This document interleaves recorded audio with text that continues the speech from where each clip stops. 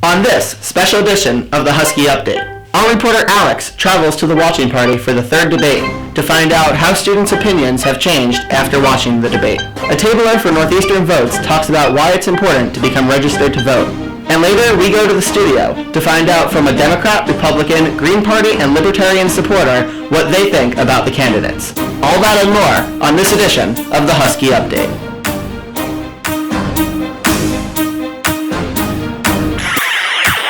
Hello, and welcome to this special edition of the Husky Update for all of your election coverage here at Northeastern University. Our first story is about a debate watching party thrown on campus. Northeastern Votes, a student group on campus, threw a party for the third and final debate. Our reporter Alex was on the scene for the party and has the reaction. Before the debate started, we asked ourselves, how can either candidate make their final pitch to America? Trump needs to revive himself, and he should accept the facts that whatever he has done in the past that he has done, so that he can come up clear. Trump needs to also try and make it about policy and try and show one last time that he can be quote unquote presidential. I honestly don't think he can win the debate at this point. Unless Hillary drops dead on the stage, I think he's going to lose the debate. Hillary basically just needs to show up, and Trump really can't win. During the debate, both candidates started out very calm and very presidential. Hillary started out by pointing out Trump's bad temperament in terms of foreign policy and nuclear code decisions, while Trump combated Hillary's economic policy proposals, claiming that Hillary will not work for the lower and middle class. How have your perceptions changed after the debate? I don't believe that my perceptions have really changed at all. I am kind of impressed by Trump's performance. I wish that he had been more on the offensive like he was in the second debate, but I think he held himself with much poise and he was very elegant. I thought he was very strong throughout the whole thing. This debate was mostly focused on the issues, and I think when that's the focus, he's definitely very stronger than Hillary. I think he came out pretty strong in the first half of the debate. He kind of faltered, I think, in the second half. Hillary definitely handled the debate and was more prepared for the debate. I was actually impressed by the moderator. I think he asked new questions. I would say Clinton won, but I would say it was a much closer debate than I expected. Donald Trump won the debate. Hillary Clinton. Hillary won the debate. I think Trump won. I do think Trump won. Hillary Clinton won the debate. Hillary won it by a landslide. From the viewing party in Curry Student Center, I'm Alex. Back to you guys in the studio. Thank you, Alex. This presidential election has been monumental in bringing up the idea of third-party candidates. Because of that, NUTV wanted to provide more than just the Democrat and Republican sides of the argument. Joining me on set now are four people who represent their different parties. Let's begin.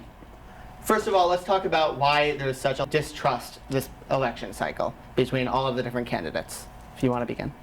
Well, sure. I think it has a lot to do with the fact that the media, especially Fox News, for years has been planting in voters' minds the idea that Democrats and the rest of the media can't be trusted. So now you have a situation where the media is reporting the facts, but that is being misconstrued as biased by the liberal media. But on the flip side, I think you have MSNBC, which does the exact same thing on the left. Okay, but MSNBC does not hide the facts that they're biased. Fox News is fair and balanced. Well, I think what I want to jump in and say is that they're just all biased. I think, in my view, it's totally legitimate to not trust either of the candidates. I would agree. I think that it's not just about trust on a personal level, but it's also political as well. I mean, both candidates, I think, are seen as not really representing the ordinary person in this country. I mean, you have Hillary Clinton, whose record is defending corporate interests. She's seen That's as not kind true. of... She has a civil rights record that goes back decades. I think if you look at the way that she's seen as an establishment politician. And right now, I mean, I think there's a strong anti-establishment mood. I think that's why you saw Bernie Sanders got a lot of support. That's why you're seeing Trump getting support. And I think Hillary Clinton is really, in a lot of people's eyes, and I would agree with this, is the embodiment of the corporate establishment, status quo politics. So I think people don't trust that. On the other hand, you have Donald Trump, who just can't keep his mouth shut, saying sexist, racist, horrible anti-immigrant, anti-Muslim things, and people don't trust that. The majority of people don't agree with that. He's a billionaire, which is totally removed from the majority, of society, So who I can we think it's trust? I think we have to trust candidates who don't take corporate cash. The two major candidates, Hillary and Trump, certainly both take corporate cash. Gary Johnson is kind of the utmost defender of free market capitalism, corporate cash, corporate interests. And then you have Jill Stein, who's the candidate that I support from socialist students. She doesn't take a dime in corporate cash. Right, Jill Stein, who has her money tied up in funds that are funded by, like, carbon companies. Yeah, that came out today. I mean, most working class people have a retirement fund. I don't think it's much to attack her over. I think that's kind of the you media searching and for other straws. libertarians and socialists and other third-party candidates have attacked people like Barack Obama for having money tied up in the same thing. Sure, and so if you want her to be viewed on the same level, how is that? Sure. No, sure. So it's different about taking your campaign versus having a retirement fund in a, I don't know the details of A retirement exactly fund what it for was. the multimillionaire, yeah. That's Well, so the thing is that actually what would probably be surprising to a lot of people, the Hillary Clinton campaign has actually taken more money from the big oil industry than even the Trump campaign. And I just think it's important to realize, I mean, Jill Stein, that's her personal also taken finances more money with from her individual husband. donors than any other. I would also, just to interject, I don't think there's anything wrong with being wealthy. I think there's a feeling that it's wrong to be wealthy, and the only reason I would say Clinton on something like this or Jill Stein is they sometimes do push that sentiment that it's almost wrong to be wealthy when they themselves are. In this case, it's anti-corruption. It's like the Liz Hillary's Warren super rhetoric. corrupt, to a degree, I mean, but if you want but to you- look at a candidate, then you It's- have Hillary Clinton for. She wants regulations for like. She wants It's- regulations, but then she also does $500,000 paid speeches. I mean, that's... Yeah. Oh my gosh. You mean a former first lady is getting paid a lot of money, and then she gives some of that money to But her own foundation I think it's and awkward, philanthropy? but How horrible! To Oh be my God. speaking to the same people that she trashes with the other words. Let's keep going. So it seems like a lot of candidates are flawed, but let's talk a little bit about the third-party candidates. You mentioned Jill Stein a little bit. What about Gary Johnson? Are they not flawed? Is that what the agreement is here, or what do you think about that? I would certainly say that Jill Stein has her flaws. Absolutely, I support Jill Stein because I think. I mean, there's an anti-establishment mood right now. People are frustrated with the way things are going. The rich are getting richer. Everybody else is not. There's a lot of racism.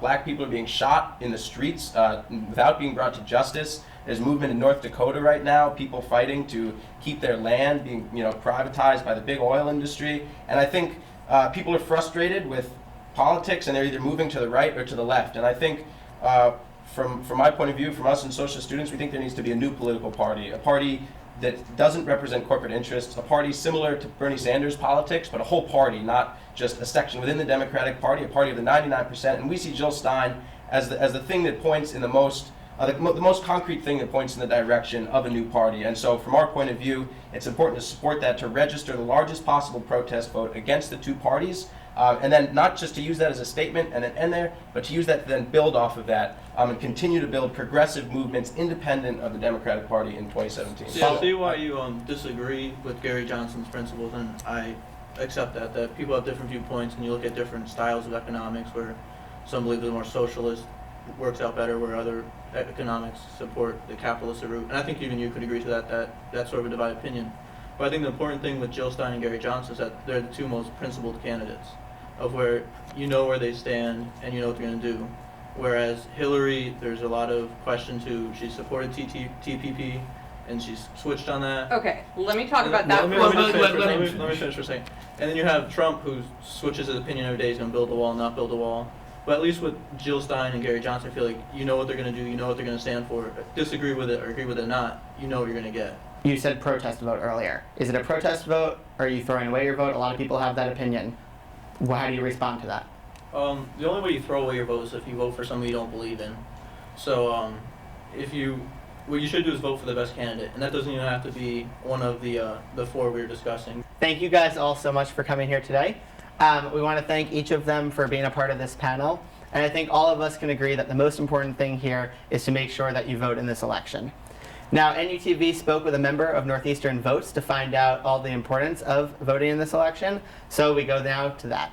When someone comes up, we ask them if they're registered to vote, and if they aren't, or if they're registered in another state and want to register in Massachusetts, we give them one of those forms that they can fill out to register in Mass, or if they want to register in their own state, they can use the iPads and do that online. I think it's important to vote all the time if you can, because it's your opportunity to tell the government what you think, and that's what democracy is based on. So if you don't vote, you're not doing your job. Regardless of whether you think it matters, like having your voice in there is the only way to have it registered that this is what you think.